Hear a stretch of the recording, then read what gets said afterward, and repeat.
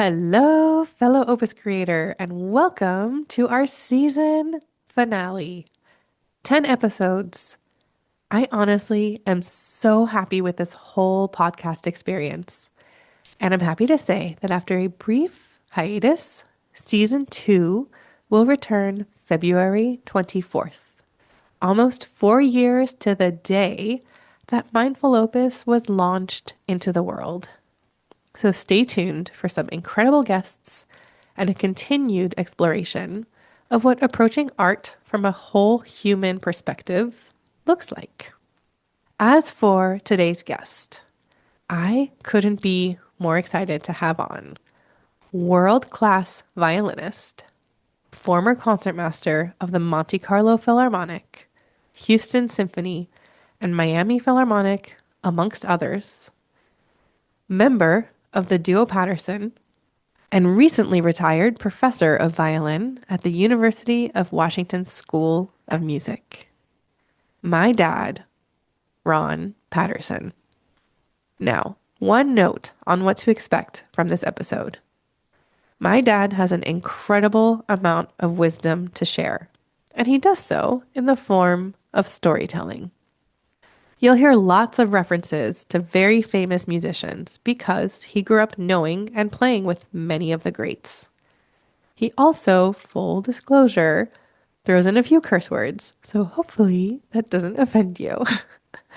But what I think was particularly impactful was the conversation around these topics we've covered all season: perfectionism, inner critic, meditation, mindset, nerves, and hearing what his experience was like growing up in a time when the quote, old school way of doing things no longer served him, and how his journey of having high standards, not perfect ones, changed his life. This conversation is for anyone, but particularly for you if you're in a high stakes performing career. I hope this conversation inspires you to let go of what doesn't serve you and just be okay with the wonderful human you are. Enjoy the episode. Hello, and welcome to the MindfulOpus Podcast. I'm your host, Jo Zakany, violist with the Cleveland Orchestra, yoga teacher, and coach for classical musicians. Here, we switch from grind to kind in our artistic process so that artists like you can avoid burnout, ditch performance anxiety, and create a thriving, healthy life on and off stage. I'm so glad you're here. Let's get into it. Thank you so much for being here, Dad, and welcome to the podcast. Well, thank you, Joe. I should call you Joe because that's your podcast name. But this is, for me, a very, very, very exciting thing because as a father, I'm incredibly proud of how life has flowed for you, and you let it flow the direction that, oddly enough, the path of least resistance and where you find the most happiness. So, I'm very Aw. excited to be here. Do not start off making me cry. That's not... Okay. Thanks, Dad. Well, and I'm happy you're here for so many reasons. I feel like even if you weren't my dad, like this is like reverse nepotism where I'm favoring you, but actually just your bio speaks for itself. And the couple people I've told that you're going to be our guest are so excited. So, but when I was thinking about truly what serves the listeners, what serves our fellow Opus creators the most, there's just so many places we could start.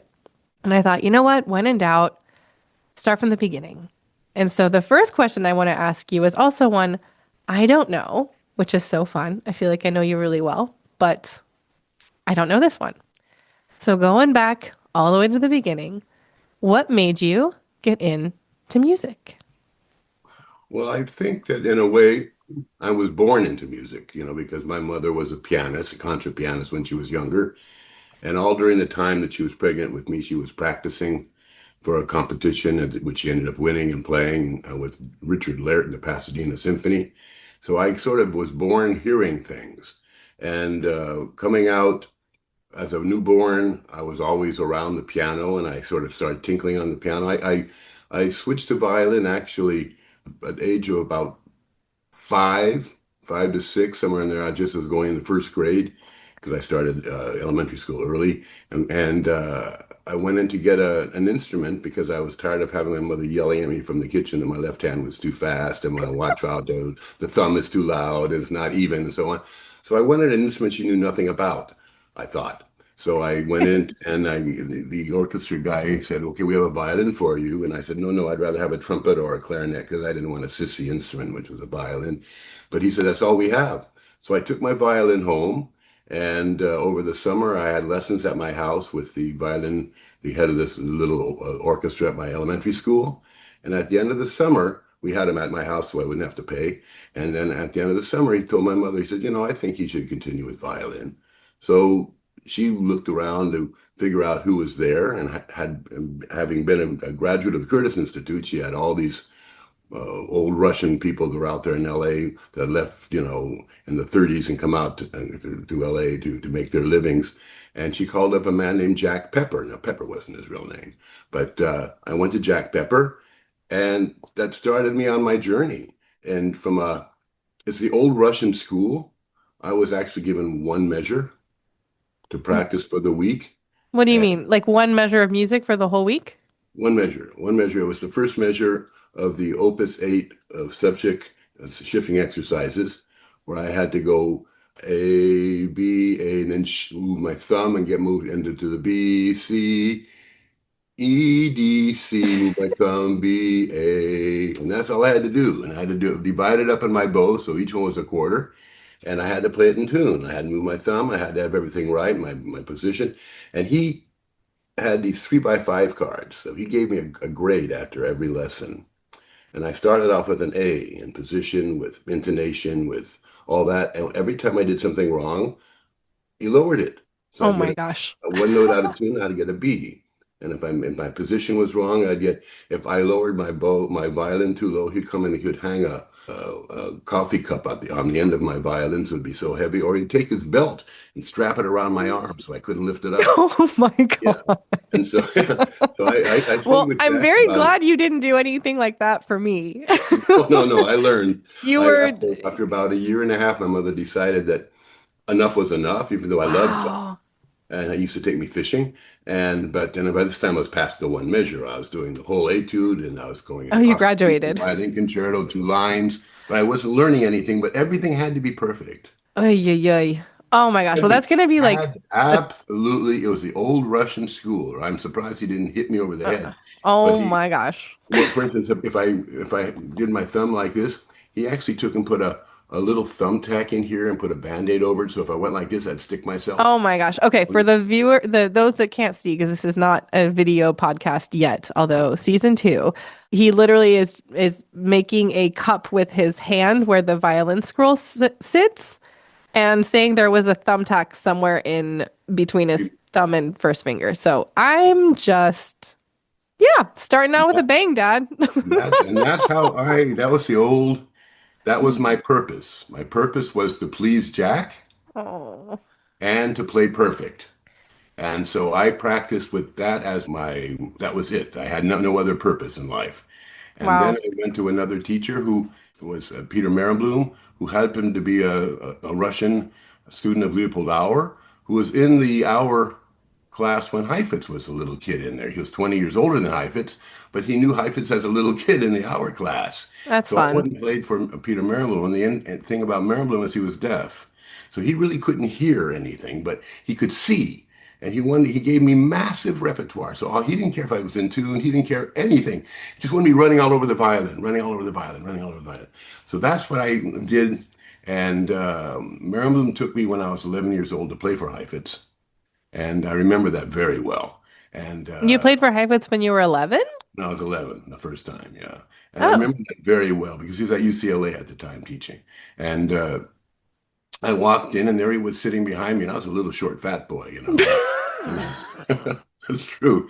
I looked like, those with little round fingers and all that. I had a Russian bow grip still for whatever reason when I started with Jack Pepper, I guess. And so I played the Nigun, and I played first movement of the Lalo Symphony Espanol, and I played the E major Preludium. And that's the first time I don't remember how I played. I just remember that there was this man sitting in front of me that I had heard play the Mendelssohn Concerto in the Hollywood Bowl when I was 8. And here I was playing for him and I was 11. I was blown out of my mind. Yeah. So then I went to Manuel Kempinski, who was an absolute genius of a teacher who taught me how to practice and how to play in tune and how to teach actually, because he had it so that I wasn't allowed to leave him unless I did it once correctly, so I knew what to practice.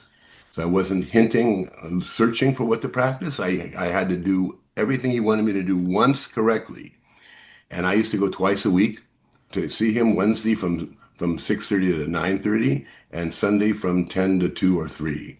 And since I was so poor, he just taught me. And Oh, yeah, and so I was with him until I started working with Yuta Shapiro up at Aspen in 1960. And then in 1962, when I graduated high school, I went and studied with Yuta Shapiro at USC. And I stayed with her for 2.5 years, and then I studied with Heifetz for 1 year. So I dropped out of USC. At that time, you had to do that. You weren't allowed to stay in school and still study with him. And I stayed with him for 1 year, and then I got a phone call from the conductor of the Miami Philharmonic. okay. Well, we That's just went from like what made you get into music through it. college. So I would like to respectfully go back to a couple of Okay. things that you said. Okay. Absolutely. That's what I'm here for. Okay, so one thing that stands out, and this is something I wanted to touch base with you on anyway. So you, and it's interesting, you say your first teacher was sort of like very minimal. You had one bar a week, very perfectionistic, please your teacher kind of mentality. Then you had another teacher that was like, just play rep that's harder and just get to know the instrument. Don't fuss about the details, just like grow from the experience. And then you ended up studying with like the god of violin, arguably Yasha Heifetz, which I know because I know your stories, was complicated in the sense of you take the good, you leave the bad. So I would love to just, and you mentioned old school too. So with all those separate experiences, knowing that, there wasn't a microphone for perfectionism, inner critic work, any of this sort of stuff that I now talk about very vocally. And it's been fun actually throughout the years talking to you about it because we've almost had these like real discussions. But what do you take away from those experiences of like being a kid forced into perfectionism? How much of that were you eventually sort of mulling around with and letting go of because of that second teacher? And like how have your own personal views evolved over your time? Because as we'll get into, you had decades of performance after this. But how did your views kind of evolve both as a performer and a teacher from this sort of old school into now new school talking with me? And yeah, just kind of what your thoughts on some of those concepts. Well, the perfectionism part was really interesting because since I knew nothing else as a child, that's just what I did. And I used to, after I performed, my mother wouldn't let the public come and see me afterwards because I was so distraught at whatever mistakes I made, and I just Oh, absolutely livid at the fact that I goofed up a measure that I thought, so on, so on, and that existed, and that all the way through college, the 2 years of college, and I will say, oddly enough, the biggest eye opener was going to hear Heifetz play the Beethoven Violin Concerto for the opening of the LA Music Center. hmm. And he got it, his 3 students, we got front row, center balcony, and we sat there to listen to Yasha Heifetz play the Beethoven Violin Concerto. And you can only imagine how exciting I was, for me, how excited, and how a little bit nervous, but how incredibly excited. And he Yeah. started to play, and his first 2 octaves were out of tune. You heard it here, folks. Heifetz sometimes played out of First tune. 2 octaves were out of tune, and the rest of it was perfect. But those Hmm. first 2 octaves actually made such an incredible impression on me Why because is that? I wasn't expecting anything like that. And I realized that, my God, you mean to tell me that that guy is human and he doesn't play everything perfect? and that there was an example in public. And at the end of the day, it didn't actually take away from his performance at all. It was still Heifetz playing, and it was spectacular. That was the first shakeup that I had. And then Wow. the really big shakeup was when I went to, because after I studied with Heifetz for the year, I got that phone call to go to Miami as concertmaster, and I was all of 21 years old, right? And the Detroit Symphony was coming down to Miami with Misha Mishakov as the concertmaster. Now, he was a household, I mean, he was a very famous concertmaster, Misha Mishakov, very famous. And one of the pieces they were playing was to Eulenspiegel. And I Mm, hadn't played it, of course, because I was only 21 years old. This was my first big job. But I knew that there was a beautiful, very tricky violin solo in it. And mm-hmm. so I was so excited to hear this guy play it probably for the 50th time that there was just, I was sitting there on just absolutely looking forward to that one moment of violin solo. And he went, da-da-da-dum, da-da-da-dum, da-da-da-dum. And when he put his finger down on the E flat, it slipped off the string. It made it humid, and it slapped on the side of his violin, and his spiccato's going down like this. And he joined the spiccato going down, and he finally finished the passage. I Oh, thought to myself, thank God, I don't have to worry about mistakes. I started oh. actually hearing that, and I said, no, okay, okay. And then we were doing a stage version of Carmen, and during one of the recitatives, this is still in Miami, during one of the recitatives, I was the only one that played on a chord. But wow, and I was like a beat early. And so I thought, and the whole rest of the orchestra was sitting there in silence. And so I realized from the very beginning that this life that I had chosen for myself was not going to be perfect. That people were making Mm, mistakes. And that started changing my whole attitude in terms of how I felt after I played. I still had the same focus that I was trying to get it as good as I possibly could. And I still had this image of perfection in my mind that I was working for. But I didn't get upset anymore when I made a mistake. It didn't bother mm. me. And the biggest thing that I think that happened to me over the years that didn't happen to everybody else is that in my day there was no splicing. And everything I played, every concert I played was broadcast. Everything in Houston was broadcast. St. Louis broadcast. Monte-Carlo for 20 years, every single thing I played was broadcast. So there was a certain mindset that I knew that I couldn't screw up because it was going to be broadcast. So I still had that level of that I went towards for perfection, but the way I practiced and the way I thought, I no longer had that fear or Mm. I never, ever got nervous. Ever. Well, that was actually one of the things I was going to ask you, and it sort of goes into it's almost like you're looking at my notes. This is really funny. I'm But not. I know you're not. You can't see. You can't see what I But this actually, now that I'm older, I see that you were not pushing for perfection. I will say, as a kid, I still fell into that trap because I heard have a high bar as have a perfect bar. And I heard this from you, but also just from my other instructors. And I think, again, it's that well meaning search for excellence. And yet, it sounds like what shifted for you was less having that incredibly high standards, but seeing that having human moments didn't take anything away. It was like that fear of rejection, that fear of failure that I think perfectionism is so tied to. You know, you said earlier on you had a mother who was classical music. And I think that, obviously I can empathize a little bit with that. You and mom are both classical musicians. So it's very common, I think, for that seed to be planted just by osmosis, by being in the pool of classical music.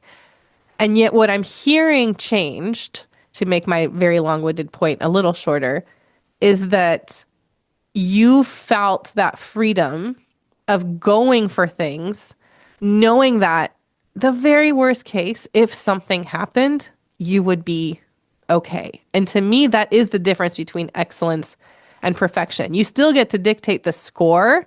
It can be a 95%. It can be, and those percentages are not even pieces that other people necessarily pick up on. That's what's funny about perfectionism too. It's like you might have these teeny minuscule things that the audience doesn't hear. That's something you taught me way early on is the audience doesn't hear what is in your head. So just sell what's coming out with conviction.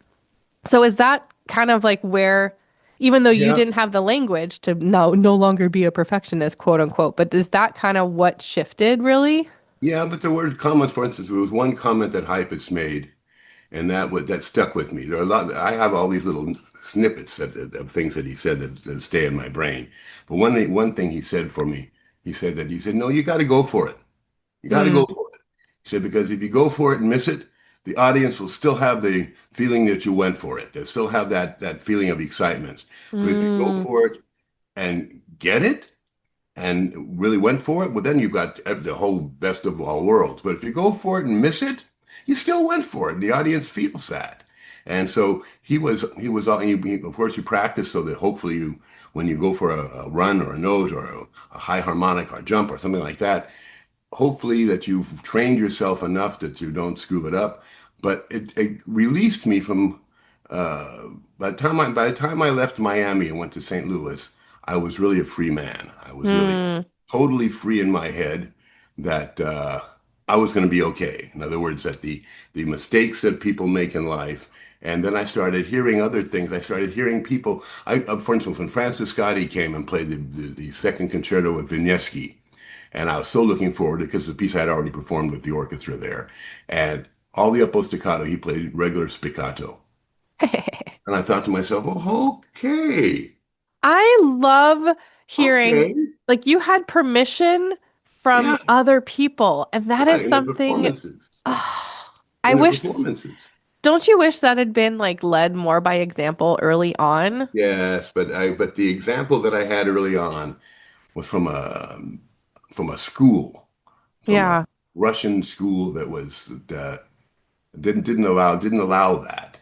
But to And be fair, even to in today's newer school, I think that narrative is still, I mean, I work with clients today who don't let themselves off the hook. But when I ask them the simple question of like, who are your favorite idols? And they'll name someone and I say, are they perfect? And they say no. And I say, well then, and it kind of does flip the script, but it's just, I feel like it's in the water somehow.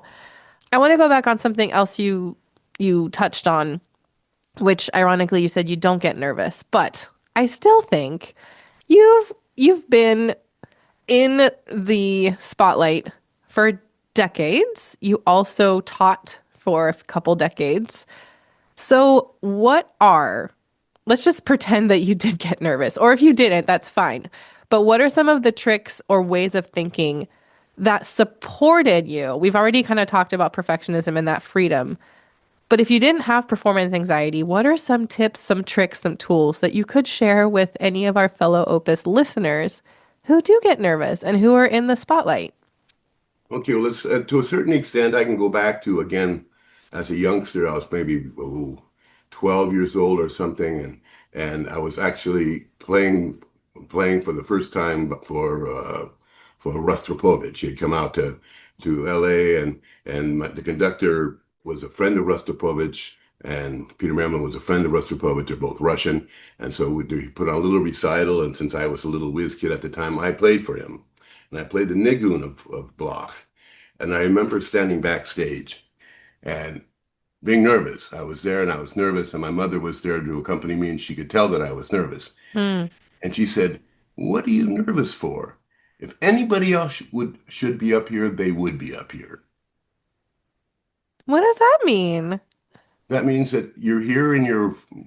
Later on, I understood it a little bit better, but that means that this is where I am in my life, and this is where I am, and I shouldn't be nervous about it. I'm just there to play.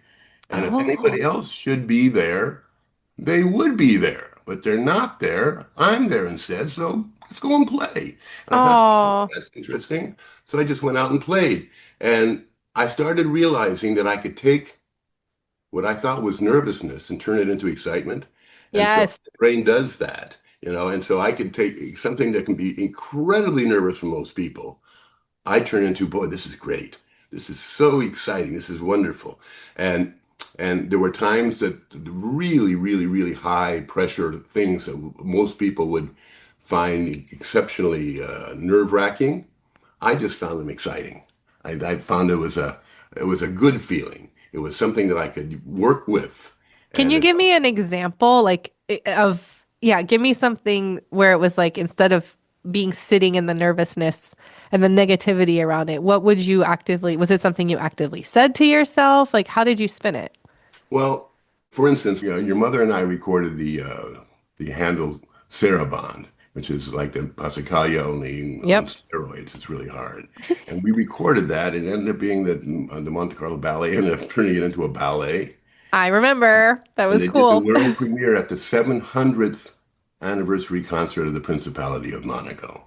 So your mother and I were playing violin and viola, and there were two dancers on stage, and the 550 people sitting in the opera house besides the prince and his family were all like the Queen of Belgium and the King of this, and it was all like a monster thing. It was the first time we had performed this thing in this way, and we Wow. had been so stupid to have recorded it as best we possibly could, as fast as we possibly could, because if we didn't get that variation right, we could record the variation again. So the Right, recording is right. spectacular. You But set up. unfortunately, we had to play it like that in public. Oh, geez. And so, Okay, now I'm sweating.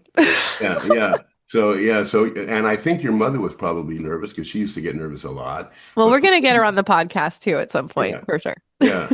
For me, I thought, what an incredibly fun experience this is going to be playing. I'd never done anything like that. To be playing and have all these people sitting listening to the two of us play and watching two dancers. This was an event. This was something Mm. exciting. This wasn't something to be nervous about. And so I always, of course, this is after I'd already started meditating and stuff, but even when I was younger, I used to try to find ways of calming down. And I finally found the way of doing that through meditation. And that was, of course, when I was older. I was about 1968. Can you tell your meditation story? We're gonna just segue way into it because it's one of my favorite. It's just so random, and you don't have to be a classical musician to appreciate the randomness of how this evolved. But start from like how old you were and just Okay. your meditation story, please. Yeah. Yeah. I was basically 23, and I was in St. Louis. I was assistant concertmaster of St. Louis Symphony. And I had to find ways of relaxing. I mean, when you have rehearsal, then you have your lunch, and then you have your second rehearsal and stuff. There was a way, I had to find a way of calming myself down and just relaxing. I mean, and so I saw that the Maharishi Yogi, who was the Beatles yogi from India, was going to make a little tour of the United States. This is the beginning of 1968. And if I'd signed up for the Sheridan Hotel, I could spend the night, Saturday night in the Sheridan.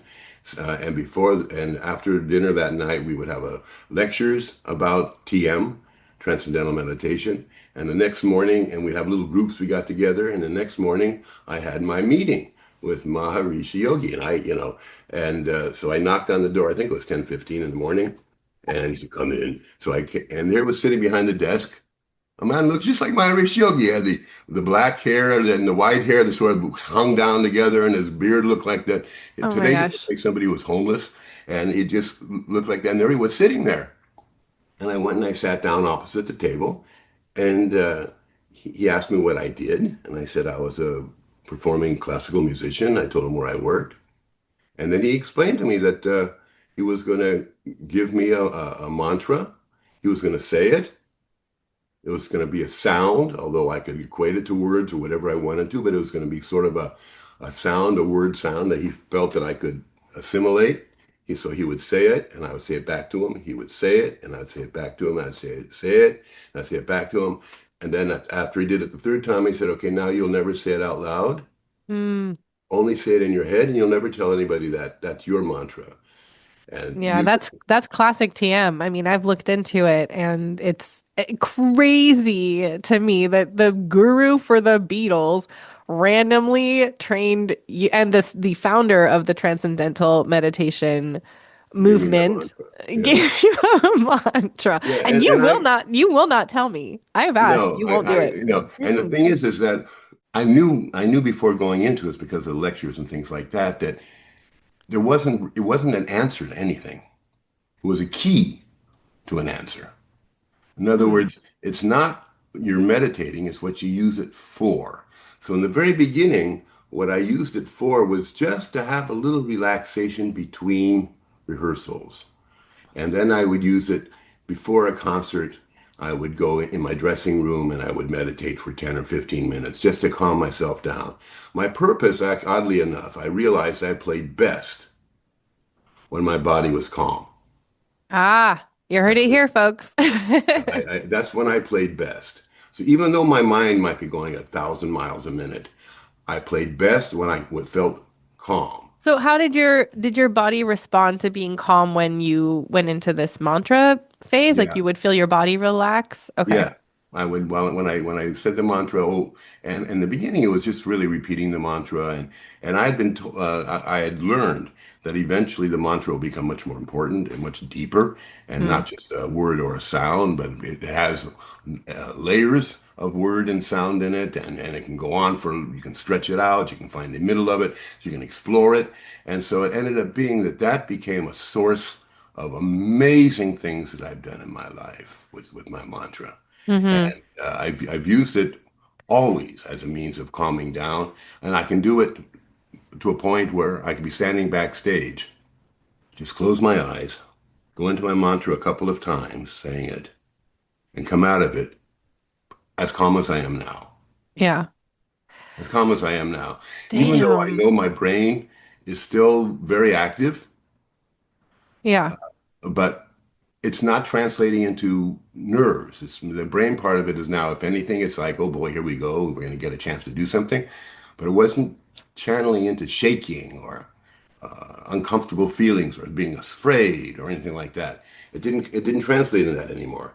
And so I used my mantra for that for as a means for years. And then as I got older, I got to a point where I could just call on it to put myself under for, not under, but into a state for 10 minutes before I went out on stage, which I very often did. Or between rehearsals, I would be meditating, and the members of the Monte-Carlo Orchestra would come by, and they'd either think, one, I'm dead, or and they'd make funny comments about me, They Oh my didn't know gosh. that I could hear everything. It's because when you're meditating but my breathing was almost non-existent. It Yeah, was I know it shallow. calms your breath way Oh yeah, down to like yeah, sometimes it's like two or three breaths a minute, I found. Like, and that's there are these different brain waves. I won't get too science geeky, but like one of the things that deep meditation does is it actually really lowers you to that lowest, like almost REM sleep type of brainwave, which is where you're very slowly breathing. yeah. And I could So, do that, and then I've used it since then as means of with my ailments because I keep my blood pressure down. I had a couple heart attacks 15 years ago, and I used that to keep my blood pressure down. And since then, I've had some weird things like funny the C word cancer stuff, and I've mm, used my meditation as a means of stopping pain. I've gotten to a point now where I don't take the same kind of painkillers when they do a biopsy in my nose I go into meditation. I can just put all that incredible pain that's existing mm, in a box separate from me because I'm meditating on the inside and that's where my focus is. And the doctors are really quite amazed. I've talked to several of my doctors and nurses who want to know how I do it. My no, dentist I've wants to seen know it. my Yeah. dentist wants to know how I do it. And it's because, first of all, pain, I get bothered when something tickles me, but if I take that tickle and turn it into pain, I can handle it. Yeah. Feel the Well, pain it's all an example of you like managing your mind in so many different ways, I think. I think like I'm sort of piecing together, which is fun. Like I know you. I know you very well, but I'm seeing you and your success on a multi-layered situation. You detached from perfection. That's like a release of some that of a was big. belief That was external. very, very big. I wouldn't have You survived in the music business if I hadn't done that. No, right. And you also worked on your mind to make sure that you were able to kind of have that internal control but you also worked on your body unknowingly to make sure it was calm. Well, And you made, the breath stuff was very important for me. yeah. Breathing was very important for me. And you made sure you had a healthy mindset around shifting nervousness from nerves to excitement. So, like all the bullet points that I've talked about in season one, perfectionism, meditation, mindset, somatic work, like you did all of these things before really having a roadmap Right, for it. So I just think right. that's really cool. Yeah, I just, I'm a very big believer in the flow of life. And Mm. I talk about we're all in our little boat. We each have a little boat, and Yes. get in our little boat with an umbrella to keep us from getting too much rain or too much sunshine. And then we're holding our little drink. Mine's a Negroni. It started off being a mint julep, but I don't drink mint juleps, so it's a Negroni. It's a Negroni. You have no oars, you have nothing, and you float down your river so that if you bump into a log, you can either look at it like, oh no, I'm stuck, or you can look at it as, oh, I'm in this place, and I know I'm going to get out of this place. And very often you find out when you get out of it, you're lucky you were in it before because now you've learned so much, and now you can accept what's after the stickness. In other words, very often what you think is bad ends up coming out to being a reason for goodness. Mm. And that happens a lot of times with people who have terrible accidents in their lives and they find out that somebody who loses a parent real early, they'll find out later on in life that that made them the president of IBM or something because they had Mm. this drive, you know. So bad things happen to people, and if you don't look at bad things as being bad, but just part of your flow, then that's that way in music too. So when you play something and you learn from your performance, because a performance is a learning experience, it's not a test, it's not the end of a race, it's part of your flow. So every time, everything that has to do with that becomes a positive. Your failures, your falling down, all that stuff becomes positive because you use that so that you grow from it. And that's what I've just basically done my whole life. I've just made it so that I've tried to take advantage of anything that came along, knowing that it's not going to come along again, not being afraid to make a change, not being afraid to take advantage of the opportunity, and going on from there. And that's sort of the little bit of flow that I've had completely my Mm. life. And I teach that to my students too, because very often, especially the younger ones, is much easier. Very often they think that the purpose is to play the piece that they're playing perfectly. And now they understand that the purpose of the piece is to learn it. Mm. That's it.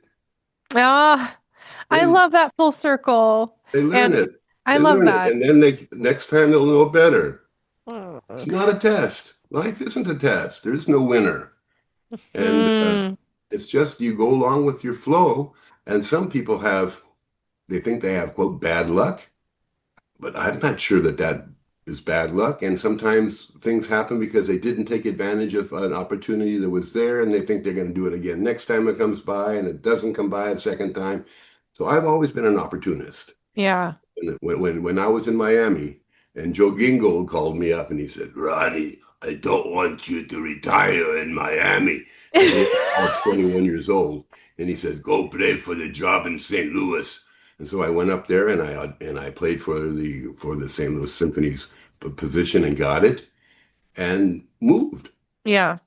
Well, speaking of big moves and big shifts, I do want to acknowledge that you just retired after being Yes. professor of violin at the University of Washington for 26 years. So, first of all, congratulations. Thank you. Thank you. And you already shared some life wisdom, so I don't know how much more there is to share, but I guess there's one thing that well, there's much more to share, honestly, but there's one thing I wanted to just ask about, which is not talked about that often, and I want to just bring to light. So, and this is tied to your retirement in a couple ways, but you obviously excelled in the music business. That's undeniable. But I have seen you as so much more than just a violinist or even a musician.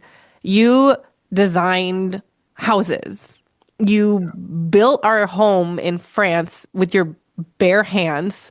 I remember hearing the story of you getting electrocuted and like being flown across this Yeah, we don't need to yeah, share that one. But and you that was even I had a hole in my thumb. yeah, that was not good. And you even built a hot tub from scratch. Yeah. So I want to just touch on this particular concept, which is about being more than just a musician as a musician.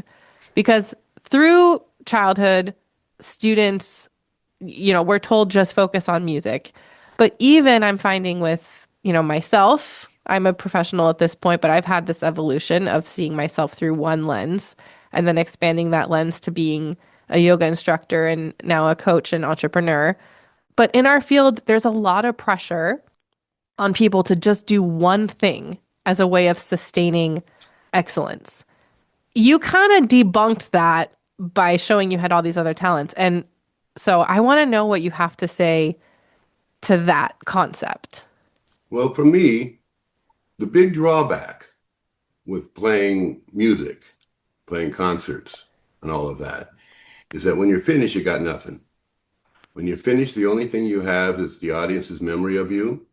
Even if it's broadcast, maybe it'll pop up years later, which it has several times, recordings that I made that were broadcast or popped up years later. But basically, your live performance is really that. It's a live performance. When it's finished, it's finished. Your performance of it is finished. You can't change anything you just did. It's done. So as a musician, you live in really kind of a one-dimensional world that when we work and work and work and work and work and work, and when we finish, poof, there's nothing left, just a performance. So But I true. used to love to paint when I was a kid. In fact, my mother thought I was going to be a painter, an artist, Yeah, I and have some of your always, paintings in my office. yeah. And I've always loved. I like constructing stuff in my head. I basically do make sure that the whole construction is totally there before I put it down on paper. And it's the same thing whenever I write anything. If I'm writing a story or like I'm writing my book now in terms of certain parts of my life, I have it totally in my head. And then I just put it down. I sort of feel a little Mozartian that way, that I just sort of put it down. So you And had this creativeness like your whole my whole life. your whole life. Can I just plug real quick Yeah. and come I really hope I'm saying the right thing because I feel like I know you too well to mess this up. But weren't you offered a full scholarship to Harvard on a Yeah. math degree? Yeah, I was a math whiz in You were a school. math whiz. So, Even though I'm okay. dyslexic, which is funny because every time I take something in my book and the numbers and transferred over to my page, I always messed up the numbers. So my teacher finally said, "Well, just write in just whatever you need to write down, write in the margin of the book." Of course, you're not supposed to do that, but he said, "Listen, you mess it up every single time you transfer it to your Oh, page. Just wow. write in the margin of your book." And so I did. And this man was he went to Harvard to get his doctorate our last year.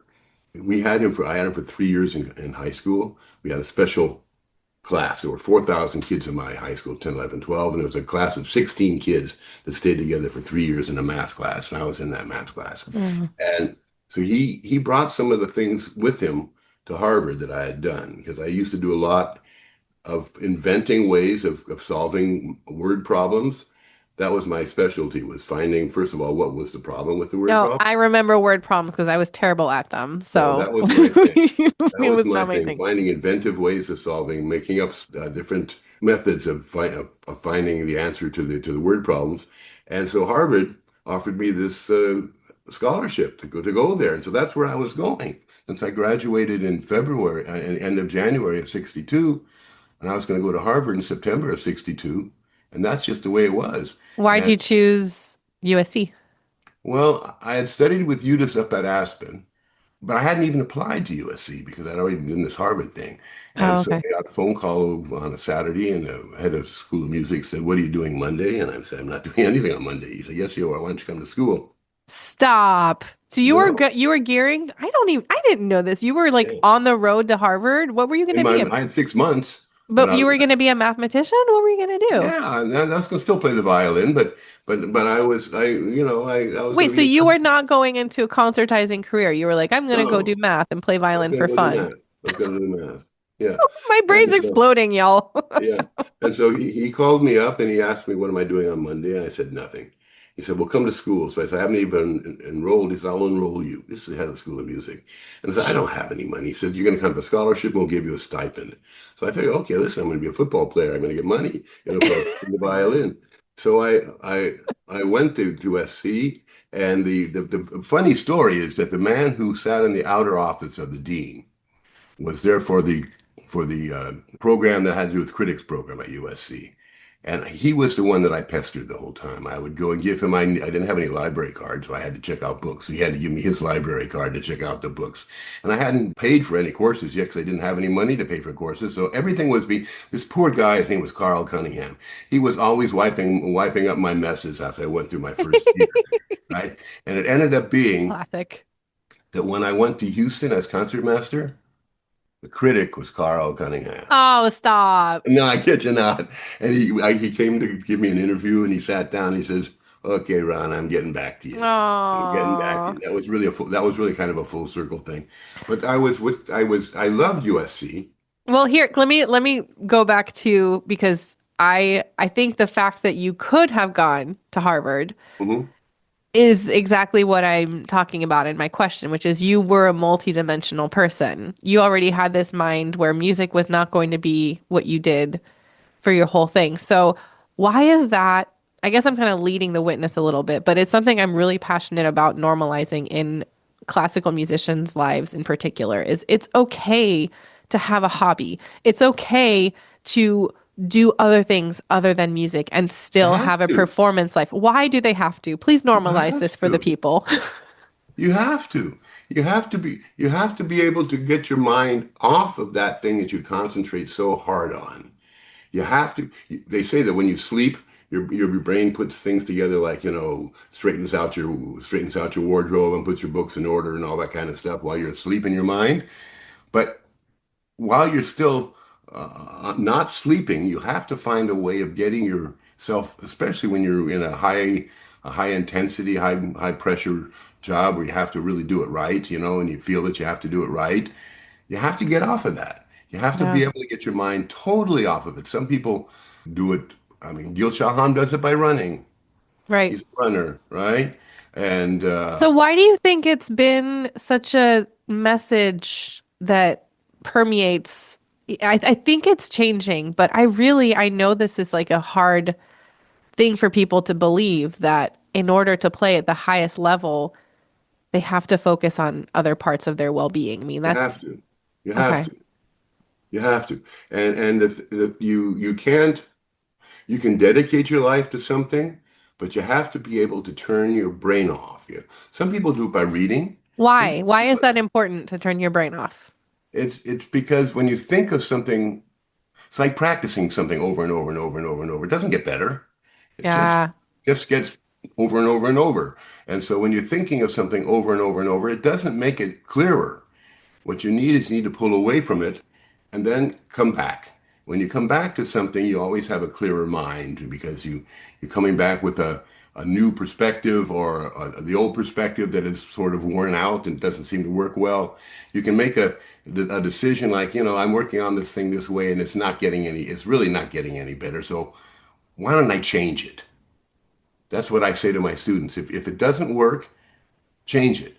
If you've been practicing it and feeling that, it's just, you still can't do it, okay, change the fingering or change the bowing or find a way you can do it or do it in first position instead of climbing up into you don't have to do it that way. Well, your purpose is to find a way of playing a very difficult instrument to the best of your ability and not making it as hard as you can, but making it as easy as you can within the realm of making music. Mm. So I do think it's very, very important to get away from it. I mean, I even as a kid, I would not practice more than 1.5 or 2 hours, which I know sounds like an enormous amount, but I would do like Not compared to some people.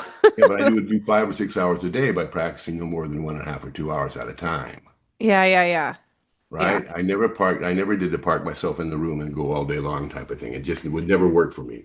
Can I ask something kind of side adjoint related, which is so when you are supporting your well-being more holistically, which is how I'm looking at it, how does that affect your view of yourself? Is there more detachment from the result? Is that part of the benefit potentially of kind of detaching? I guess related to something specific that I talked about a few times, which is that sort of inner critic, that inner you that is either on your own team or always beating yourself up. I know you with students, you've done incredible work with this, with, telling them that of course they don't have to be this big oak yet. They're like a little seed and they're growing. And there's a lot of like positive, I've seen you with your students be very positive. And I think there's a tie-in somewhere around there. Tell me if I'm wrong, where when you're treating yourself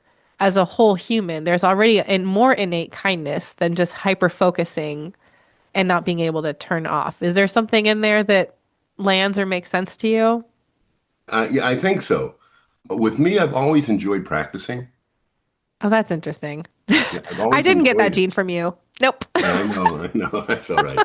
I've always enjoyed it. I've always enjoyed the of trying to make something better or finding a way. So do you not have an inner critic? Do you know what I mean by that? It's like that very negative. Yeah, I had that. I had that. That's when I was a kid, and when I would mess up a passage or something, and Yeah. I would Okay. keep talking to the public, and I got rid of that one. Oddly enough, How'd you get rid of it again? I really think it was Heifetz's first two octaves out of three. Wow. I really do think that made such an incredible. It was so So unexpected. tied to perfection. Once again, y'all, Yeah, inner critic and perfection are that's teammates. right. And I heard that, and Okay. I thought to myself, oh, I mean. I remember sitting there and enjoying how beautiful the performance, but afterwards, the only thing I could grasp hold of was the fact that he messed up the first two notes. Yeah. I was saying it didn't ruin his performance. I don't know how he felt about it, but I felt fine. It was such a revelation that Hmm. somebody could do that because I had never thought in terms Isn't of that amazing? If you had never experienced that, can you imagine? I mean, I'm sure you would have found your own way. But let's Well, I just play probably a. wouldn't have continued. I probably would have continued at the level of playing that I did. I don't think so because some of the pressures were so. I played. There were such high pressured performances that I had all through the years, especially when in Monaco. There was just, I mean, enormous. Yeah, yeah. I'd go fly to Vienna and play this New Year's Eve concert with Lauren Mazel on one rehearsal, and it was being broadcast all over Europe. And Lauren was a big pain in the ass, and Oh my God, Dad. Uh, anyway, but he was a great conductor, but he was a pain in the ass. And I mean, and a lot of those kinds of things, going to Paris and playing with Slava and the two Haydn cello concertos, where we had a young Russian conductor, and when it came and went to see him after the rehearsal, to see Rostropovich after the rehearsal, and we talked for a few minutes, and then before the concert, I went back to say hello to him, and he said, "Ronnie, we have no conductor tonight." And of course, he was talking about the fact that this young conductor is going to be on the podium counting for absolutely nothing. Oh Because, my we have God. no conductor tonight. So we Oh my just played gosh. together, the two of us, and everybody sort of followed it. And I don't have any idea what that guy was doing. I have no idea. No idea. And certain people have been very important to me. Rostropovich was one of them. Uh, Piatagorsky was very, very important when I was a young kid. He's the one that told me I've had enough of that man, and I've had enough of Heifetz. After I received that offer to go to Miami, I went and talked to Piatagorsky to say, what am I supposed to do? And he said, you've had enough of that man. Wow. I want to tell one Heifetz story because Yes, please do. it Yes. does have a real insight into his thinking. And that was after I had made my decision to go to Miami. I'd already told Heifetz that I was going to be studying with him the next year. He had accepted me, rather, you know. And I had to go and tell him I wasn't going to study with him. You talk about being scared. Eee. Oh my God, I mean, this is a kind of scared that I couldn't get myself out of. There's Yeah, you nothing I can't could switch do to out of that excitement one. on this one. No. And so we had my 2:15 or 2:30, whatever time. I think it was 2:15. I had to ring his buzzer. He went by Greenwich Mean Time. and we used to call it Greenwich Cruel Time. And he had to push the button on his door outside downstairs on the street, push the button at exactly the right time. If you were a minute early, he wouldn't open it. And if you're a minute late, he wouldn't open it. So you had to look at Jesus. your watch. So at exactly 2:15 at Greenwich Mean Time, you press the button and then you hear bap and the door would open. Otherwise, you couldn't get in. Okay. Wow. I walked in and he was up by his little squash court. And we sat down on a bench. And I hadn't really planned anything because I didn't know how do you tell Heifetz you're not going to study with him? I mean, come on now. So I sat down and I told him, I said, Mr. Heifetz, I so much enjoyed this year that I've been working, and how much I've learned and how much it has meant to me and all that. And then I somehow got I had been offered the concertmaster of the Miami Philharmonic, and it's a big orchestra. It's all filled with Cubans who had left Castro. So that my stand partner was Sasha Perlucci, who had been concertmaster of Havana Philharmonic for 25 years. And Wow. so I said to Heifetz, Mr. Heifetz, I said, I've received this offer, and it means that I would be going to Miami and I wouldn't be able to study with him in the future. Okay, what do you do? Well, you're experiencing the silence that I felt.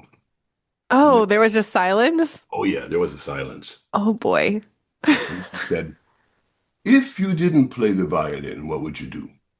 Um, I mean, you're talking about, what the heck? and I said, I didn't really know. And he said, you must have something else that you're interested in besides violin. And I said, well, my mother used to say that I like to talk and I would make a good lawyer. So there was a kind of a silence. And then he said, be a lawyer. Oh, And my heart dropped all the way through my shoes into the center of the oh earth. my God. And I sat there, and then there's a little silence. And then he said, because if you're a lawyer, you'll be the greatest amateur violinist in the world. You'll make a lot of money. You'll play with all the greatest musicians, and you'll have enough to buy your own Stradivarius violin. Because I was playing on Dick Colburn's Stradivarius violin at that time. And so that was his whole thing. He says, it doesn't matter what you do, but you want to make it so that you're the best. Okay. I mean, Be that's a lawyer.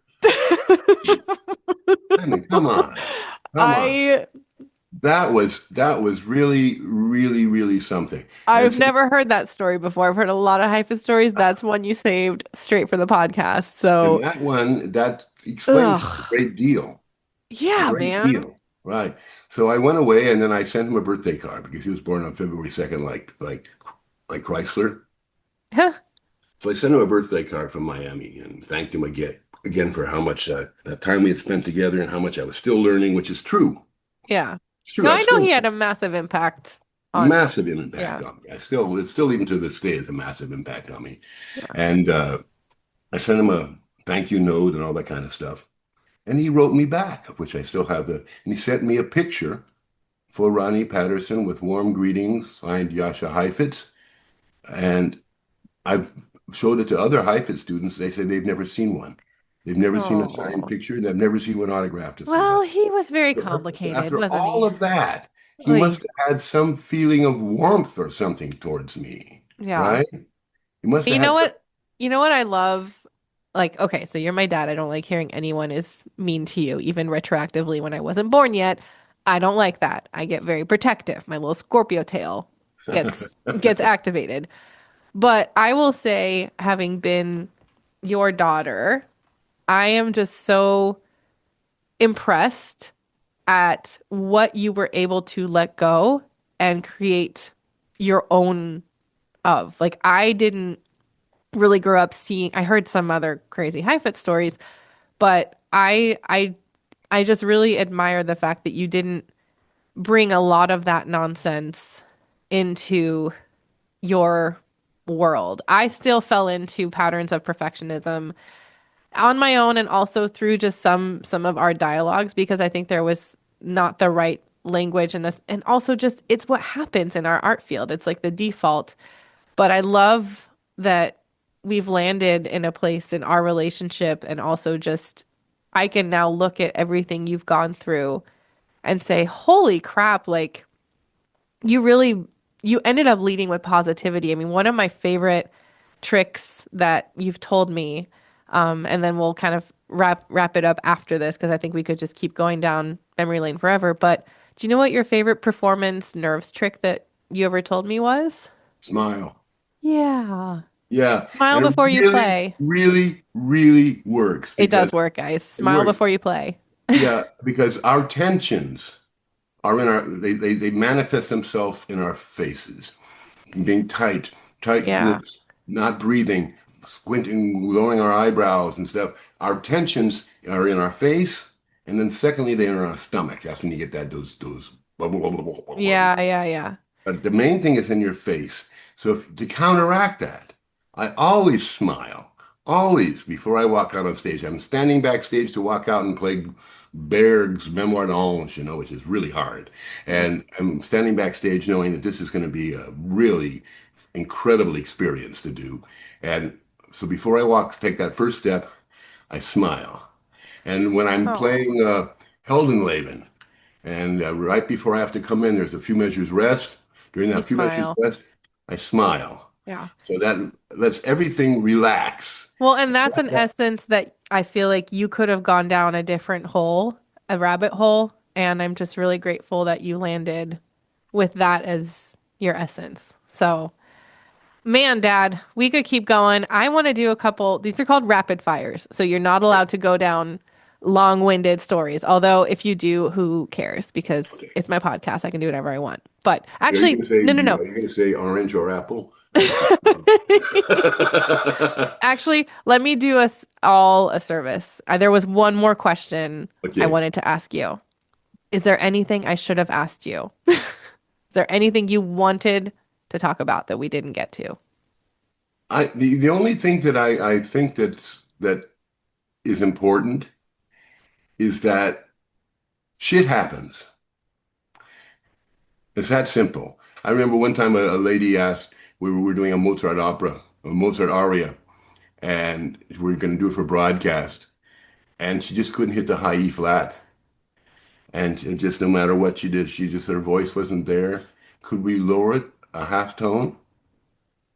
So, Oh, you know, so I said, sure. So I stood up instead of the orchestra. Let's all play it a half tone lower. And I sat down. oh, why And we did. not? There were a couple of bloops in rehearsals. The oboe here made a mistake, and the horns here, why they do it. But the rehearsal, we just did it because I didn't, I said, okay, sure, we can do it. So I your think moral of the story is shit happens, roll with it. that's exactly right. Dad, Yes, are you ready for yes, rapid fires? rapid fire. Okay. Favorite moment on stage? I think my favorite moment on stage was the first time that I played the Dvorak Cello Concerto with Rostropovich. And at the end, the last movement, there's that duet between violin and Yep. cello, and the two of us embraced each other while we were playing. It was just like he was leaning into me and I was leaning into him, and he was looking at me and I was looking at him. And that was an amazing personal moment for me of feeling his soul, feeling Yeah. That would be a really hard moment to beat, for yeah, sure. that's right. That was one. Favorite moment off stage? My favorite moment off stage, I think, was when you were born. Oh, you can't say that. There's two other siblings here. I know, but you Shh. were the first one. You were the Oh my first one. God. I never experienced anything like that. I'm a Dad. great lover of new experiences. But I think that's probably the most impactful thing. Oh. That was amazing. Yeah, Oh. that was Thanks, something that Dad. was other realmly. That's the thing. Yeah, that Thanks, the Dad. other two were also magnificent, but yours was the first, and that was a real, hate to put it this way, a real eye opener. And that, Oh. I yeah, set the stage for you to be a great dad to Asha and James. How's that? yeah, that was. I think Oh, thanks, the Dan. greatest thing was when you were born. What's your favorite thing to watch on TV right now? Football. Yep, I knew it. I'm a The Seahawks. Seahawkaholic, so You I'm. are a We're going to win Seahawkaholic. the Super Bowl. Wait, you're going to see. Okay. You don't really listen to music or podcasts, but whatever. No. Okay. I like silence. You like silence. What's your Although when favorite? I do listen to music, Yeah. I like to listen to it very loud, and I like to listen to Queen. Yes. Oh my gosh. I go and I sing along with Queen in the car, Oh, and I feel there are times when I'm singing so much that I start to cry. It yeah. increases the cortisol or whatever is inside of me, and Yep. I love Queen. I And love just Queen. for just background, I love the Beatles, but if it comes to what I want to hear, I hardly ever listen to classical music. Oh, I'm same, by the way. That is something DNA wise I got from you. Uh-oh, uh-oh. No, uh-oh. Very grateful. Okay. What's your favorite meal? Tacos. Oh, okay. And what is something, final question, that always cheers you up? When we have a Berliner. Oh, okay. So for the listeners, this is something that started in COVID times. Our family is sort of spread out. My parents and my sister are in Seattle. I'm in Cleveland, and my brother is in Oslo.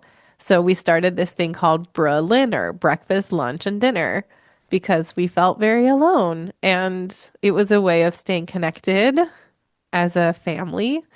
And it's just continued.